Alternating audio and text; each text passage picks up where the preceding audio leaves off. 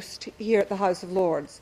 My name is Helena Kennedy, otherwise known as Baroness Kennedy of the Shaws, but most particularly here, I'm proud to describe myself as the lawyer who represented Fez Balooch, who sits here to my right, and who it was my great honour and privilege to represent in the trial that he underwent only too recently.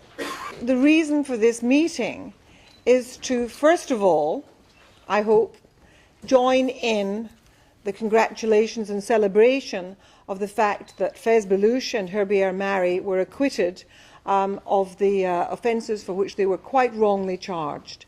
What this trial did was that it showed the way in which that appalling business of what was called the war on terror ended up being an excuse for governments around the world to introduce law and to take steps against those who were dissident voices and to use new law and to use the new situation in order to deal with those who were their political opponents. This history is one that we have to recount and make sure reaches the public. I want to pay tribute to Peter Tatchell. Peter was lined up to be one of our witnesses, in fact was supportive throughout the trial, and provided us with information, provided us with material with which we could cross-examine witnesses, and was a stalwart behind the scenes in securing this victory. So could we please put our hands together to thank Peter for the work that he did.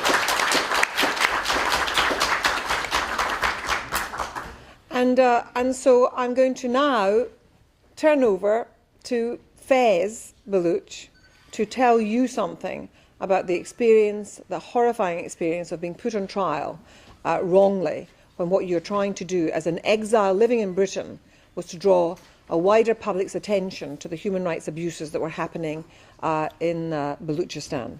Fez. Thank you very much. First of all, I would like to thank Campact and Lady Kennedy for organizing this meeting. And I would like to start, first of all, talk about my case, the trial. One of the most ridiculous things about our case and the trial was that the CPS has tried to deceive the jury into believing that we were Al-Qaeda.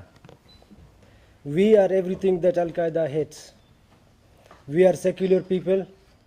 We are not extremists. We are proud to be Muslim, but that has got nothing to do with our struggle for freedom. For freedom for our country. Maybe the prosecution was trying to make the jury prejudice toward the Baloch struggle. But I'm glad that the jury have taken the side of truth and justice by acquitting me from all the terrorism charges unanimously. The credit, however, goes to our legal teams who have worked tirelessly to make the jury understand that this case was totally different than what the prosecution was trying to portray. During my trial, I felt like it was not only me and Mr. Murray who were on trial, but it was the Baloch nation versus Pakistan. We have put the state on trial and won with pride and dignity. That is why the victory in this trial, I believe, is the victory of Baloch nation as a whole and for the Baloch national struggle for freedom. We need your support. We need your support. We need the British government British government's response to our suffering.